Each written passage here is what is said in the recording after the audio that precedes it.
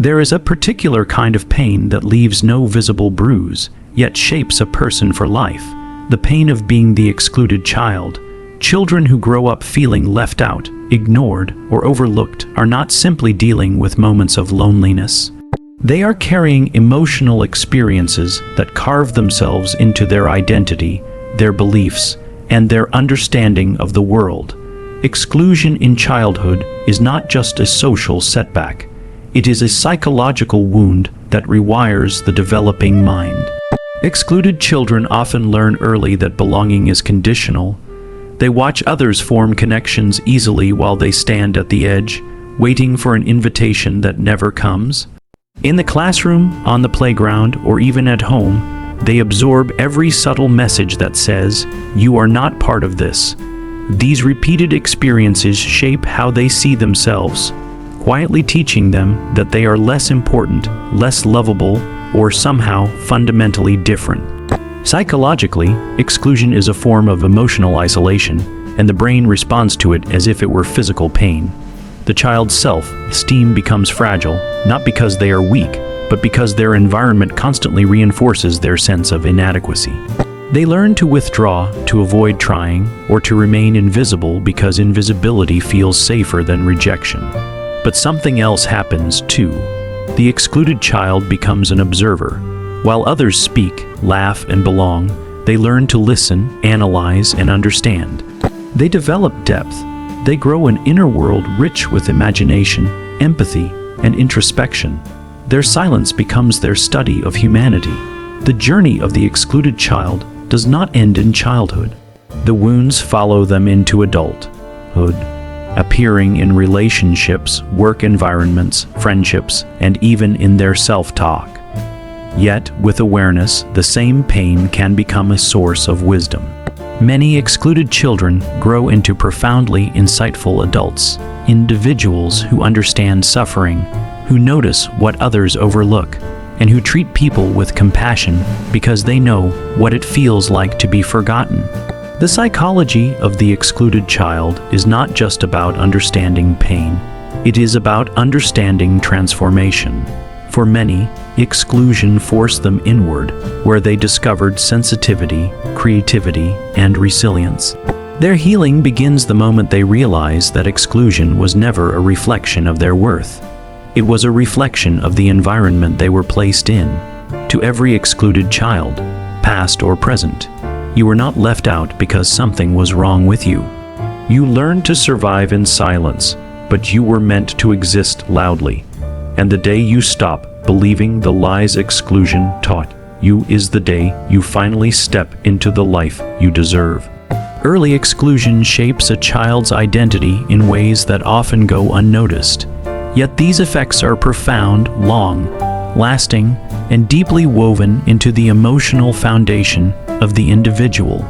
When a child repeatedly experiences being left out, whether in school, among siblings, or in any social environment, their developing mind begins forming meanings around these experiences.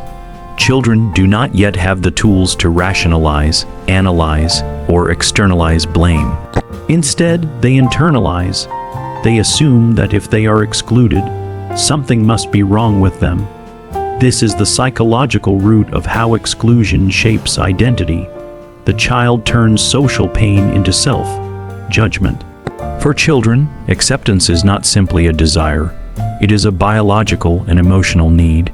Human beings are wired for belonging, and young minds are especially sensitive to cues of rejection. When a child is consistently ignored during group play, not chosen in games, or dismissed when they speak, the brain interprets this as a threat to safety. Over time, this shapes the child's core beliefs about themselves. They begin to think, "I'm not good enough, people don't want me, or I don't fit anywhere." These internal statements, repeated silently and unconsciously, become identity markers that follow them into adolescence and adulthood. Identity is formed from patterns, and exclusion creates patterns of emotional isolation. A child who feels unseen will often withdraw even more, creating a loop where they avoid social situations to escape pain, but also deepen their sense of being different. This retreat is not a sign of weakness, but a protective mechanism. The child learns early that minimizing exposure to others means minimizing exposure to rejection. Unfortunately, this protection comes at the cost of self-expression and confidence. The child becomes someone who hides not because they want to, but because they learned that the world feels safer when they take up less space. As exclusion repeats, the child's self-worth becomes fragile. They may excel in academic performance or creativity, but internally they feel disconnected, believing their achievements do not translate into social value. Their identity becomes built around invisibility, self-sufficiency, or even emotional numbness. They start seeing relationships as unpredictable or dangerous, which later affects how they form friendships and romantic bonds. Some develop a strong fear of being judged, while others overcompensate by striving excessively to prove their worth. The most powerful effect of childhood exclusion is the creation of what psychologists call *core schemas*, deep, subconscious beliefs about oneself and the world. These schemas might include "I am unlovable," "I am not worthy of attention," or "people will reject me." These beliefs become filters through which the child interprets future interactions. Even when someone is genuinely kind, the excluded child is often unable to trust or fully receive that kindness because their identity has already been shaped by earlier pain. Yet, it is important to understand that this identity is not permanent. While exclusion shapes the early self, awareness and healing can reshape the adult self. When an excluded child finally learns that their worth was never tied to acceptance, their identity begins to shift. They slowly reclaim their voice, their presence, and their right to belong. Children who grow up feeling excluded often carry an invisible emotional wound, one that subtly shapes their world, and behavior in ways even they may not recognize. This loneliness in childhood is not just about being physically alone. It is about feeling unseen, unheard, and emotionally unsupported. When a child spends years feeling like no one truly understands them, they begin to create an internal world where silence feels safer than expression, and independence becomes a necessity rather than a choice. Loneliness becomes their emotional ecosystem. In childhood, emotional connection is essential for healthy development. A child looks to others, parents, siblings, peers, for reflection and affirmation. When these reflections are missing, distorted, or inconsistent, the child begins questioning their own worth. They feel like an outsider, even in places where they should feel most secure. Over time, this emotional isolation becomes familiar, almost comforting, because it is predictable. The child learns to trust loneliness more than people. This internalization of loneliness leads to behaviors that seem contradictory on the surface. Some children become overly self-reliant, acting mature beyond their years because they learned early that no one is coming to help them. Others retreat into rich inner worlds, books, imagination, daydreams, creativity, because those worlds offer acceptance without judgment. These coping strategies provide temporary relief, but they also reinforce the distance between the child and the social world.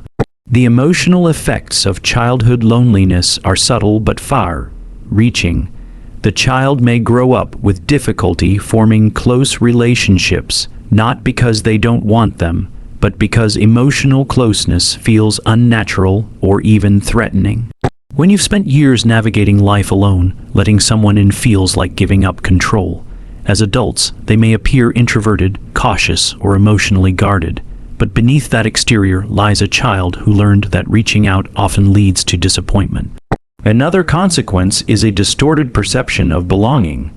The lonely child usually believes that everyone else naturally fits in except them. They see groups as closed circles, friendships as something granted to others but not to them. Even when the opportunity for connection arises, they may sabotage it unconsciously, staying quiet, withdrawing early, or convincing themselves they are burdensome. This creates a tragic cycle where loneliness reinforces itself.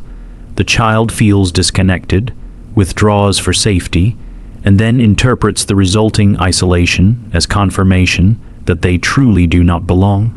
Emotionally, lonely children often experience heightened sensitivity. Because their emotional needs were unmet, they become hyper, aware of rejection, criticism, or indifference. What might be a small slight to others feels deeply personal to them. This sensitivity follows them into adulthood, where they may overthink interactions or fear abandonment intensely. Their loneliness was not a moment. It was a training ground that shaped their emotional responses. Yet, loneliness also gives them unexpected strengths. Many develop deep empathy because they understand emotional pain intimately. They become good listeners, careful observers, and thoughtful individuals. Their emotional world may be complex and fragile, but it is also rich with insight. Ultimately, childhood loneliness is not a simple feeling. It is a psychological environment that forms part of a person's inner architecture. It shapes how they love, how they trust, how they protect themselves, and how they move through the world. The child who once sat alone, unnoticed, grows into an adult who carries both the scars and the wisdom of that solitude. The excluded child often grows up believing that something about them is fundamentally wrong, even when they cannot explain what that wrongness is. This belief takes root early, often before the child can understand the complexities of human behavior or the emotional limitations of the adults around them. When a child is consistently left out, whether by family dynamics, peer groups, or emotionally distant caregivers, they begin to internalize the exclusion. Instead of seeing the environment as flawed, they see themselves as the flaw. This is where the feeling of unworthiness begins, a quiet, heavy conviction that they are not enough. This feeling doesn't always scream, it whispers. It shows up when the child hesitates before joining a group, when they overthink small interactions, when they interpret neutral behavior as rejection. They become the child who sits at the edge of activities, watching others with a mix of longing and resignation. Their self-esteem becomes fragile, not because they lack abilities or talents, but because they lack the emotional foundation that tells a child, "You matter, you belong here." Without that message, even accomplishments feel temporary, as though they could be taken away the moment someone discovers their defect. As these children grow older, their sense of unworthiness becomes woven into their identity. They become overly apologetic, always feeling like an inconvenience. They may avoid asking for help, believing they don't deserve it. Even compliments can make them uncomfortable because they conflict with their internal narrative. When someone offers kindness, they may question the sincerity, wondering if it's pity or obligation rather than genuine care. This belief system affects their relationships deeply. People who feel unworthy often settle for less than they deserve, tolerating disrespect or emotional neglect because they believe it's all they can get. Others may avoid relationships altogether, fearing that once someone gets close, their perceived flaws will be exposed. Intimacy becomes both desired and feared. They may cling too tightly or detach too quickly, constantly searching for reassurance yet unable to fully accept it. Another consequence is perfectionism. Trying to earn approval becomes a way to validate their existence. They work excessively hard, not out of ambition, but out of fear. Fear of being overlooked again, fear of being dismissed, fear of being invisible. But no achievement can fix a wound created by emotional exclusion. Instead, the moment they reach a goal, they move the bar higher, trapped in a cycle of self-doubt and overcompensation. The feeling of unworthiness also influences how they interpret failure. For a securely attached child, failure is a challenge. For the excluded child, failure feels like confirmation. Every misstep becomes proof of their insufficiency, and because they internalized exclusion early, they often assume negative outcomes are their fault, even when circumstances were beyond their control. Yet beneath all this pain lies something profound. The child's longing for connection never truly disappears. Even when they pretend not to care, even when they build emotional walls, a part of them still hopes to be seen. That hope is powerful. It means healing is possible. The belief that they are unworthy was learned. It can also be unlearned. But until that transformation happens, the emotional reality of the excluded child is shaped by a deep, quiet battle with self-worth, a battle that influences every choice, every relationship, and every dream they allow themselves to imagine. Feeling excluded shapes a child's ability to trust in profound and lasting ways. When a child experiences emotional or social exclusion, their nervous system learns early that the world is not predictable, that people can withdraw affection without warning, and that connection is not something they can rely on.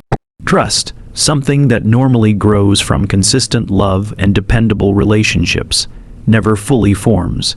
Instead, the excluded child becomes hyper-aware of subtle shifts in tone, behavior, or attention, constantly scanning for signs of rejection before it happens. This emotional vigilance is their way of protecting themselves from being hurt again. As they grow, trusting others feels dangerous, almost reckless. They may enter friendships or relationships cautiously, always keeping a part of themselves hidden. Vulnerability feels like exposure, and exposure reminds them of the pain of being left out. Even when they want to open up, something inside them holds back, a voice shaped by early exclusion whispering, "Don't get too close. Don't let them see you. Don't give them the power to hurt you." What looks like coldness or distance to others is actually self-preservation. Because trust is fragile for them, they often test relationships without realizing it. They may withdraw to see if someone will follow, or stay quiet to see if someone notices. If the other person doesn't respond in the way they hope, it confirms their belief that people aren't dependable. These tests are not manipulation. They are fear manifesting as caution. They want reassurance, but they don't know how to ask for it directly, because asking requires trust, and trust is something they learned not to rely on.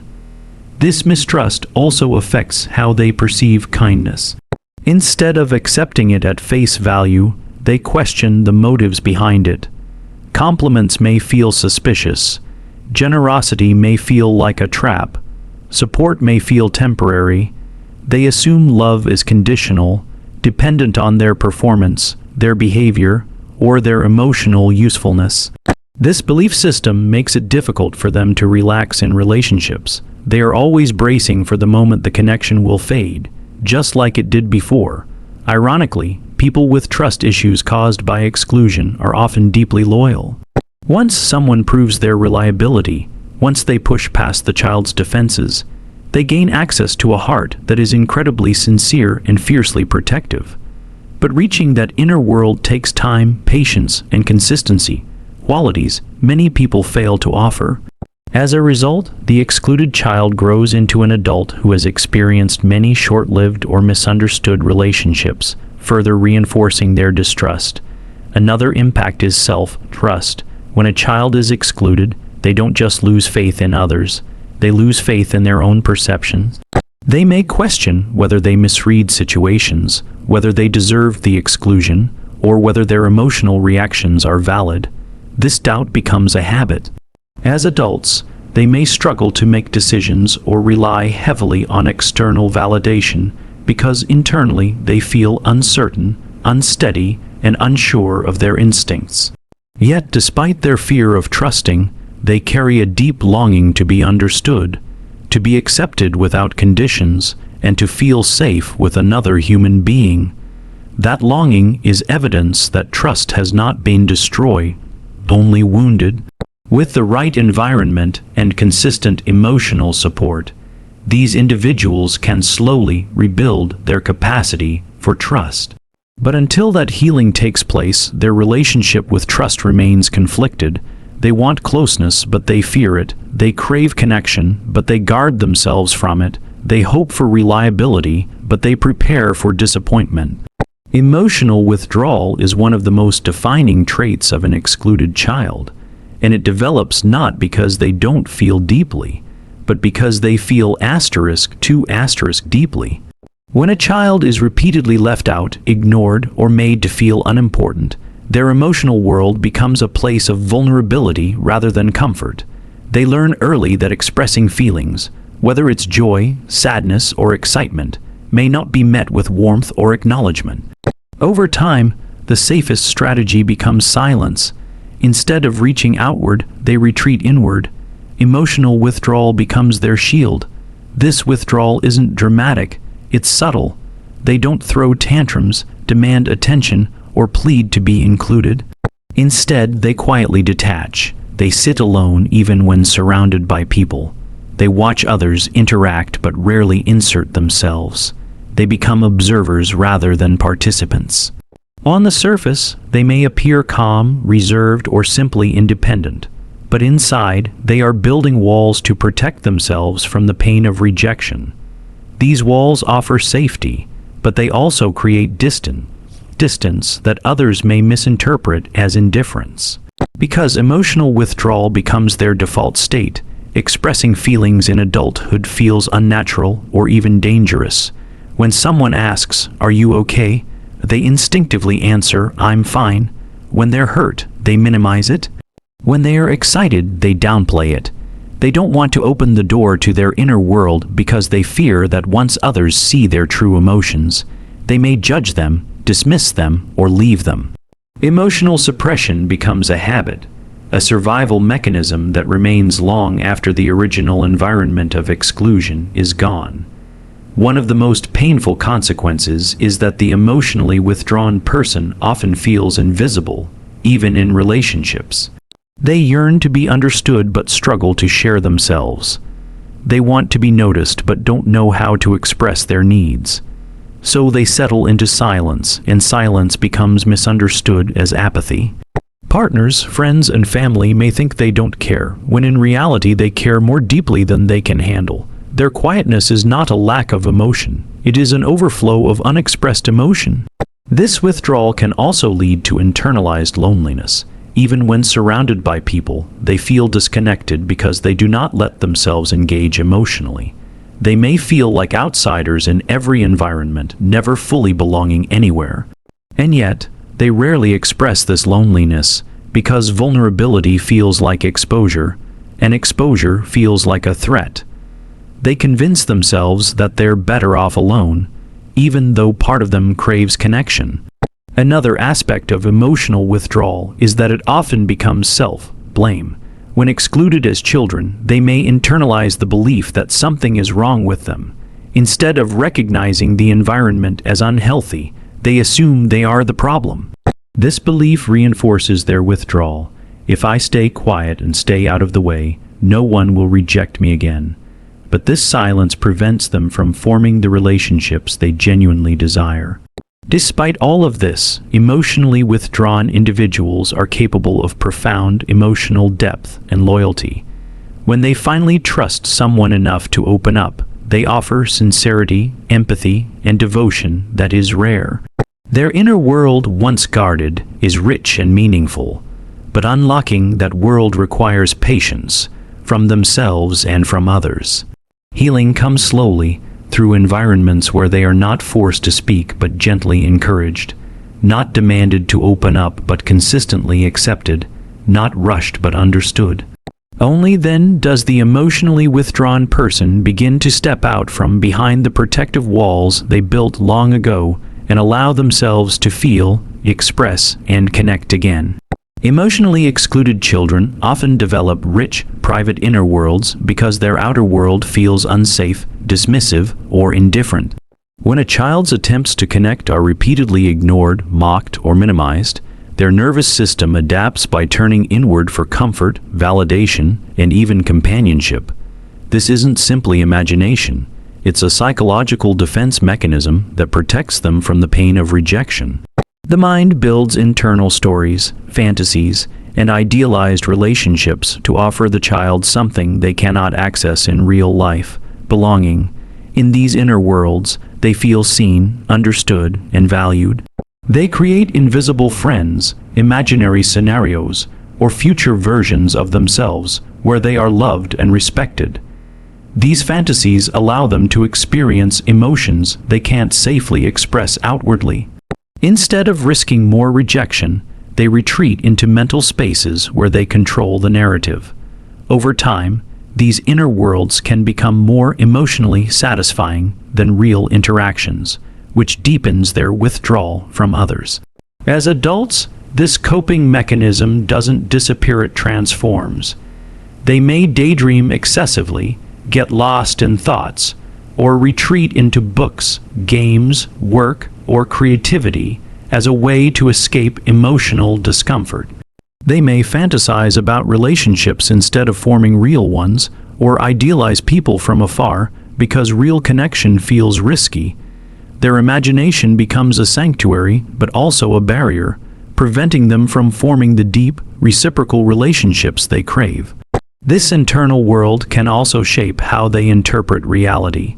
They might misread situations, create narratives that reinforce their fear of exclusion, or assume people don't like them even without evidence. Their mind tries to predict rejection before it happens to avoid the pain they knew too well as children.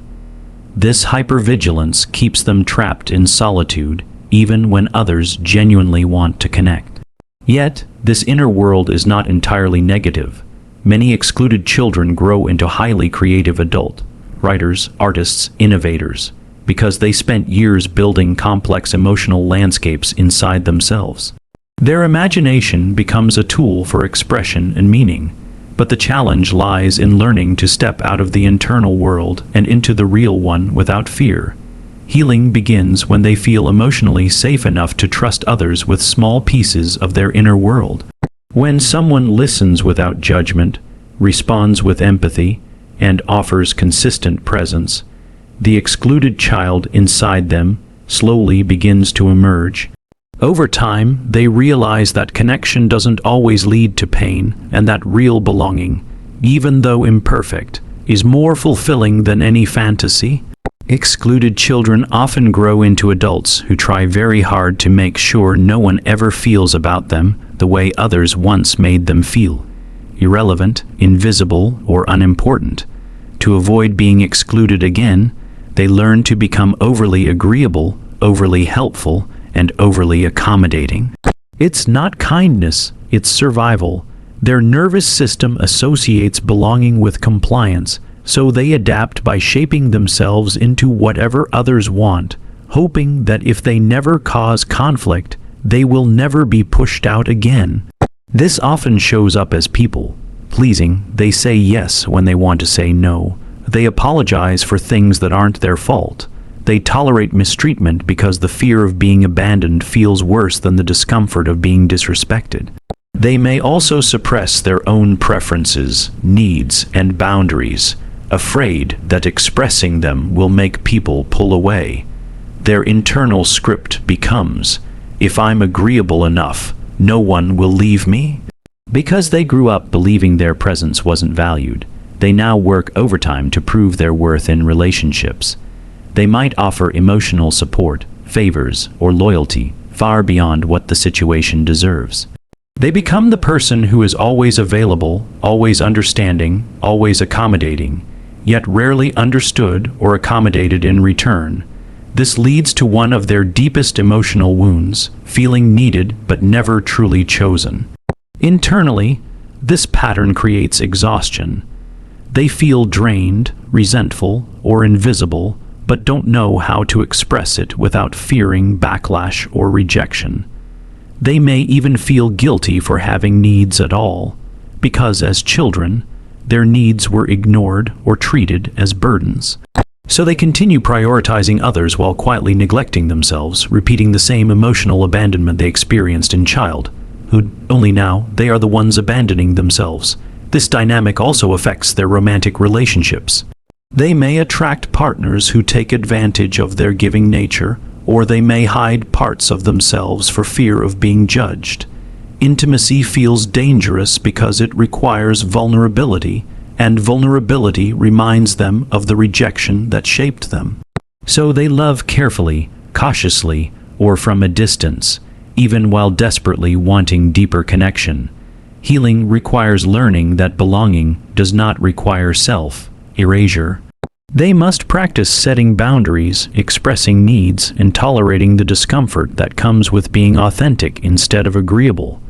With time and safe relationships, they discover that the right people don't leave when they stop over-accommodating. They actually draw closer. And for the first time, the excluded child inside them begins to realize that genuine connection is built on truth, not performance.